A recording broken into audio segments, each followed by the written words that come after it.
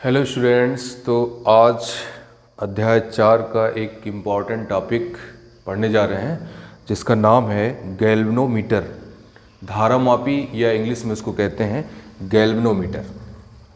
तो आइए सबसे पहले इसको हम डिफाइन करते हैं कि ये कैसा उपकरण है। तो धारामापी, इस क्वेश्चन की शुरुआत करेंगे। पहले फर्स्ट क्वेश्चन क्या है, धारामापी क्या है, यह कितने प्रकार का होता है।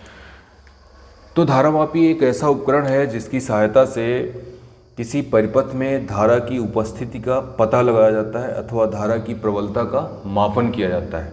आप क्या लिखना शुरू करेंगे, धारामापी एक ऐसा उपकरण है जिसकी सहायता से किसी परिपथ में धारा की उपस्थिति का पता लगाया जाता है अथवा धारा की प्रबलता का मापन किया जाता है। धारामापी में दो महत्वपूर्ण जो है उसके पार्ट्स होते हैं, एक कुंडली होती है और एक चुंबक होता है। तो यह कितने प्रकार का होता है, तो क्या लिखेंगे, धारामापी दो प्रकार के होते हैं। पहला प्रकार है जो कहलाता है वो कहलाता है चल चुंबक धारामापी और दूसरा प्रकार है चल कुंडली धारामापी। तो जो पहला प्रकार है उसको लिखेंगे चल चुंबक धारामापी। जैसा कि इसका नाम है, हमने पहले ही बताया कि धारामापी में दो महत्वपूर्ण पार्ट्स होते हैं, एक कुंडली होती है और एक चुंबक होता है। तो पहला पार्ट क्या हो गया, चल चुंबक धारामापी, और दूसरा पार्ट हो गया, दूसरा इसका भाग हो गया चल कुंडली धारामापी। एक में चुंबक स्थिर होता है और कुंडली चलती है और दूसरे में कुंडली स्थिर होती है और चुंबक चलता है। चल चुंबक धारामापी में क्या लिखेंगे कि इसमें कुंडली स्थिर होती है जबकि चुंबक विक्षेपित होता है। और चल कुंडली धारामापी में क्या लिखेंगे कि इसमें चुंबक जो है स्थिर होता है और कुंडली विक्षेपित होती है। तो धारामापी कितने प्रकार के होते हैं, धारामापी दो प्रकार के होते हैं, एक चल चुंबक धारामापी और एक चल कुंडली धारामापी। अब चल कुंडली धारामापी के दो पार्ट्स हो गए। पहला पार्ट हो गया कीलकित कुंडली धारामापी, पहला पार्ट हो गया निलंबित कुंडली धारामापी, निलंबित कुंडली धारामापी। निलंबित कुंडली धारामापी, तो इस धारामापी में जो कुंडली होती है वो लटकी रहती है, इसीलिए इसका नाम क्या है, निलंबित कुंडली धारामापी है। और दूसरे में कीलकित कुंडली धारामापी, और इसमें जो कुंडली होती है दो कीलकों के मध्य जो है फिट रहती है, निलंबित कुंडली धारामापी कहते हैं। और इसको या ऐसा भी कह सकते हैं कि या वेस्टर्न धारामापी, वेस्टर्न धारामापी भी इसको हम कह सकते हैं। तो ये पहले क्वेश्चन का आंसर हो गया कि धारामापी क्या है, कितने प्रकार का होता है। धारामापी एक ऐसा उपकरण है जिसकी सहायता से किसी परिपथ में धारा की उपस्थिति का पता लगाया जाता है अथवा धारा की प्रबलता का मापन किया जाता है। धारामापी दो प्रकार के होते हैं, चल चुंबक धारामापी, चल कुंडली धारामापी। चल चुंबक धारामापी में चुंबक जो है चलता है जबकि कुंडली स्थिर होती है। चल कुंडली धारामापी में चुंबक स्थिर होता है जबकि कुंडली विक्षेपित होती है। और चल कुंडली धारामापी दो प्रकार की होती है, नंबर 1 निलंबित कुंडली धारामापी और नंबर 2 कीलकित कुंडली धारामापी या वेस्टर्न धारामापी। तो ये इंट्रोडक्शन हो गया धारामापी का, जिसमें पहला क्वेश्चन क्लियर हो गया। अब इसमें दो महत्वपूर्ण क्वेश्चन हैं जो अक्सर एग्जाम में पूछे जाते हैं। निलंबित कुंडली धारामापी की संरचना, सिद्धांत एवं कार्यविधि समझाइए, ये है निलंबित कुंडली धारामापी। और दूसरा है कीलकित कुंडली धारामापी की संरचना, सिद्धांत एवं कार्यविधि समझाइए। तो चलते हैं, सबसे पहले हम पढ़ते हैं जो है धारामापी का जो पहला प्रकार, ये निलंबित कुंडली धारामापी, निलंबित कुंडली धारामापी। तो इसको तीन महत्वपूर्ण बिंदुओं में पढ़ेंगे, जिसमें से दो महत्वपूर्ण बिंदु हैं, जिनमें से पहला पॉइंट है इसकी संरचना। देखते हैं कि इसकी संरचना कैसी होती है, इसका फिगर कैसा होता है, इसमें कौन कौन से पार्ट्स लगे होते हैं। निलंबित कुंडली धारामापी की संरचना, तो संरचना की हेडिंग लिखेंगे सबसे पहले, और संरचना की हेडिंग में आप पहली लाइन लिखेंगे। पहली लाइन क्या लिखेंगे कि निलंबित कुंडली धारामापी की संरचना निम्न चित्र में प्रदर्शित है। पहली लाइन हमने क्या लिख दिया, निलंबित कुंडली धारामापी की संरचना निम्न चित्र में प्रदर्शित है। और इसके बाद फटाफट यहाँ पे हम चित्र बना देते हैं।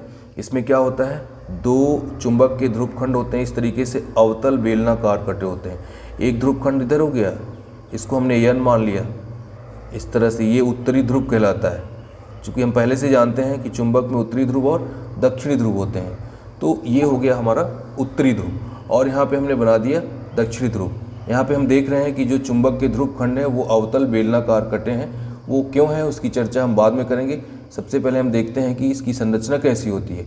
तो पहला पार्ट क्या हो गया, इसमें चुंबक के दो ध्रुवखंड NS होते हैं, एक ध्रुवखंड NS हो गया और इस ध्रुवखंड के मध्य जो है एक आयताकार इस तरीके से कुंडली होती है। ये आयताकार कुंडली यहाँ पे हम बना रहे हैं। ये तांबे के तार को लपेटकर, तांबे के विद्युत रोधी तारों को का फेरा बनाकर एल्युमिनियम की क्रोड पर इसको लपेटकर बना दी गई। इस कुंडली का नाम हमने दे दिया A। और इस कुंडली कई फेरे होते हैं, यहाँ पे हम कई फेरे दिखा देते हैं। ये कुंडली हो गई। इस कुंडली के जो केंद्र पर एक नर्म लोहे का क्रोड C होता है। यहाँ पे हमने बना दिया एक नर्म लोहे का क्रोड C। इस कुंडली के केंद्र पर एक नर्म लोहे का क्रोड C होता है। और इसके बाद ये जो आयताकार कुंडली है, इस कुंडली में लटकी कैसे रहती है, एक फास्फर ब्रांच की पत्ती होती है। फास्फर ब्रांच की पत्ती में एक छोटा सा दर्पण लगा होता है, समतल दर्पण लगा होता है। ये फास्फर ब्रांच की पत्ती हो गई। और यहाँ पे एक समतलकारी संयोजक पेच जहाँ जिससे लटकी रहती है, स्टड उसको बोलते हैं, यहाँ पे लगा रहता है। ये दर्पण हो गया। दर्पण में प्रकाश की किरणें ऐसे गई और लौटें। ये एक समतल दर्पण M होता है। फास्फर ब्रांच की पत्ती F और यहाँ पे जो लटकाने का पॉइंट है उसको हमने H नाम दिया। अब बैलेंस करने के लिए यहाँ पे एक स्प्रिंग लगी रहती है ताकि वो जब विक्षेपित हो तो उसको बैलेंस किया जा सके। इस स्प्रिंग का नाम हमने दे दिया SP स्प्रिंग। यहाँ पर जो संयोजक पेंच होते हैं, एक पेंच यहाँ पे लगा हुआ होता है और इस पेंच से भी एक स्प्रिंग जुड़ी रहती है ऐसे। फिर एक वायर यहाँ से निकलता है, इस किनारे से एक वायर निकलेगा ऐसे। ये सारी व्यवस्था जो है यहाँ से एक वायर निकलेगा ऐसे, एक वायर इस तरीके से आएगा और यहाँ पर भी जो है एक पेंच लगा रहता है T1। ये इस तरीके से व्यवस्थित करने के लिए यहाँ पे भी एक पेंच लग दिया। तो अब यहाँ पर जो है कितनी सारी व्यवस्थाएं हो गई। ये संयोजक पेंच T1 हो गया, ये संयोजक पेंच T2 हो गया। तो ये हो गई इसकी संरचना, ये इसका चित्र हो गया। अब इसके बारे में क्या हमने पहली लाइन क्या लिखा है कि निलंबित कुंडली धारामापी की संरचना निम्न चित्र में प्रदर्शित है। इसमें एक आयताकार कुंडली कैपिटल A होती है जो तांबे के पतले एवं विद्युत रोधी तार को एल्युमिनियम के फ्रेम पर लपेटकर बनाई जाती है। इसके केंद्र में नर्म लोहे का एक क्रोड C होता है जो इस प्रकार से रखा रहता है कि कुंडली को कहीं भी स्पर्श न कर सके। ठीक है ना, ये हो गया। अब ये कुंडली जो है फास्फर ब्रांच की पत्ती के द्वारा जो है लटकाई जाती है जिसमें एक समतल दर्पण कैपिटल M लगा रहता है। नीचे स्प्रिंग जो है, जो आयताकार कुंडली है, एक स्प्रिंग SP से जुड़ी रहती है और T1 और T2 दो संयोजक पेंच या समतलकारी पेंच लगे रहते हैं। ये सारी व्यवस्था एक अचुंबकीय पदार्थ के बने बॉक्स के अंदर की जाती है ताकि वायु के झोंके अथवा धूल के कणों से कुंडली सुरक्षित रहे। इस बॉक्स के सामने की दीवार कांच की बनी होती है तथा इसके आधार में 3 समतलकारी पेंच लगे रहते हैं। तो इस तरीके से हमको जो यहाँ पे दिखाई देता है वो हम यहाँ पे लिख दिए। ये इसकी संरचना हो गई। अब सिद्धांत एवं कार्यविधि की हम बात करते हैं। सिद्धांत एवं कार्यविधि, ये दोनों पॉइंट एक साथ रहेंगे। सिद्धांत एवं कार्यविधि का पॉइंट एक साथ रहेगा। सिद्धांत एवं कार्यविधि, तो शुरुआत करते हैं बहुत ही सिंपल सा। पहले आप सुन लीजिए, जब किसी धारावाही वृत्तीय जब किसी कुंडली को एक समान चुंबकीय क्षेत्र में लटकाया जाता है, जबकि कहाँ से शुरुआत करेंगे, जब किसी धारावाही कुंडली को एक समान चुंबकीय क्षेत्र में लटकाया जाता है तो इस पर एक विक्षेपक बलयुग्म का आघूर्ण कार्य करने लगता है। ठीक है ना। इस विक्षेपक बलयुग्म का आघूर्ण टाउ बराबर किसके हो जाएगा, अधिकतम विक्षेपक बलयुग्म का आघूर्ण टाउ इक्वल टू हो जाएगा NIAB के। ये हम पढ़ चुके हैं, इसका व्यंजक हम पहले निकाल चुके हैं। तो पहली लाइन क्या लिखेंगे, सिद्धांत एवं कार्यविधि की, जब किसी धारावाही कुंडली को एक समान चुंबकीय क्षेत्र में लटकाया जाता है तो उस कुंडली पर एक विक्षेपक बलयुग्म का आघूर्ण कार्य करने लगता है। खड़ी लाइन। इसके बाद इस विक्षेपक बलयुग्म का आघूर्ण टाउ इक्वल टू NIAB, इसको पहला इक्वेशन दे दिया, फर्स्ट इक्वेशन हो गया। इतना हो गया। अच्छा अब आगे देखते हैं, क्या लिखेंगे, इस विक्षेपक बलयुग्म के आघूर्ण के कारण कुंडली घूमने लगती है। इस विक्षेपक बलयुग्म के आघूर्ण के कारण कुंडली घूमने लगती है, जिससे निलंबन तार अर्थात फास्फर ब्रांच की पत्ती में ऐंठन उत्पन्न हो जाती है। क्या लिखेंगे इसके बाद, इस विक्षेपक बलयुग्म के आघूर्ण के कारण कुंडली घूमने लगती है, जिससे निलंबन तार अर्थात फास्फर ब्रांच की पत्ती में ऐंठन उत्पन्न हो जाती है, जिससे ऐंठन बल आघूर्ण कार्य करने लगता है। ऐंठन बल आघूर्ण, विक्षेपक बलयुग्म का आघूर्ण हो चुका, अब हम किस बल आघूर्ण को परिभाषित करने जा रहे हैं, ऐंठन बल आघूर्ण। ऐंठन यानी कि मरोड़ जिसको बोलते हैं। इस विक्षेपक बलयुग्म के आघूर्ण के कारण कुंडली घूमने लगती है, जिससे निलंबन तार अर्थात फास्फर ब्रांच की पत्ती में ऐंठन उत्पन्न हो जाती है और उसमें ऐंठन बल आघूर्ण कार्य करने लगता है। ठीक है, अब इसके बाद लिखते हैं कि यदि फास्फर ब्रांच की पत्ती में,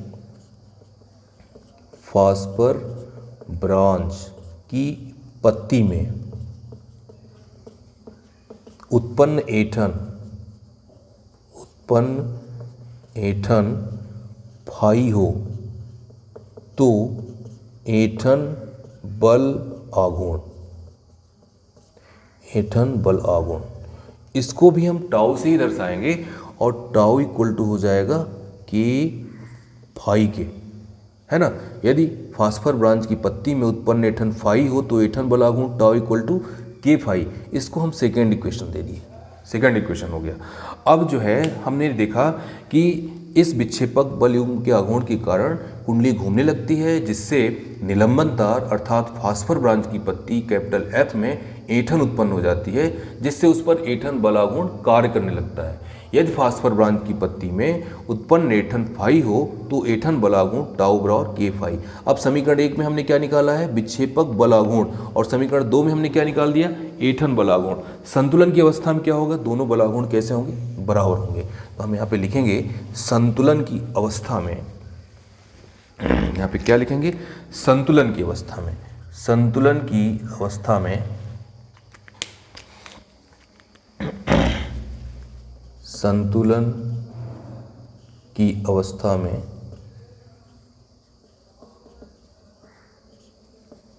संतुलन की अवस्था में विक्षेपक बल आघूर्ण, विक्षेपक बल आघूर्ण बराबर ऐंठन बल आघूर्ण, ऐंठन बल आघूर्ण, है ना। दोनों प्रकार के जो बल आघूर्ण है बराबर हो जाएंगे। यह हम इसको ऐसा लिखते हैं NIAB, ये विक्षेपक बल आघूर्ण हो गया। ऐंठन बल आघूर्ण क्या हो गया, के फाई। तो यह हम इसकी सहायता से धारा का मान अगर निकालना चाहते हैं तो I बराबर किसकी हो जाएगा, K/NAB और फाई के। इसको थर्ड इक्वेशन दे दीजिए। हमने क्या कैलकुलेट किया, बहने वाली धारा का मान कितना होगा ऐंठन जो है बल आघूर्ण के पदों में। तो हमने I का मान कितना प्राप्त किया, इतना प्राप्त किया।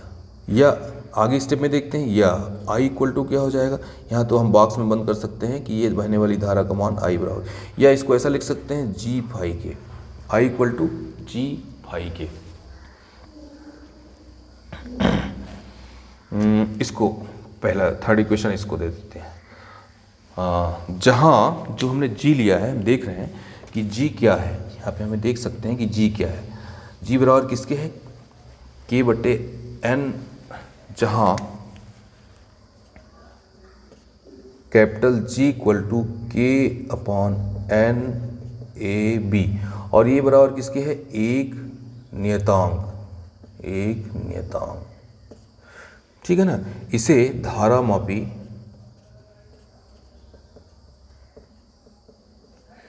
धारामापी, नियतांक या दक्षता नियतांक कहते हैं, दक्षता नियतांक कहते हैं, ठीक है ना। समीकरण 1 से स्पष्ट है कि, समीकरण 1 से आई अनुक्रमानुपाते फाई। समीकरण 1 से क्या हमने देखा कि आई किसके अनुक्रमानुपाती है, फाई के।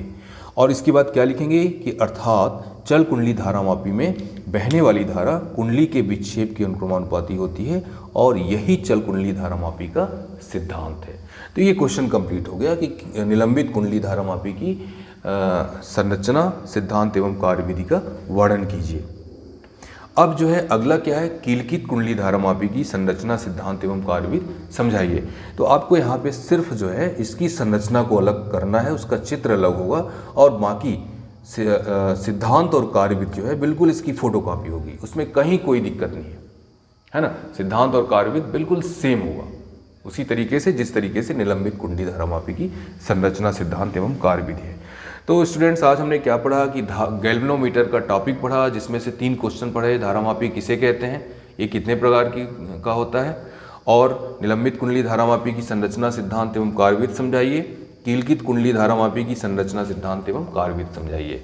कीलकित कुंडली में केवल संरचना अलग होगी, आप बुक खोल के उसको समझ लीजिएगा, और सिद्धांत एवं कार्यविधि सेम है, उसमें भी हम लास्ट में दिखाएंगे कि बहने वाली धारा उसमें उत्पन्न विक्षेप की अनुक्रमानुपाती होती है।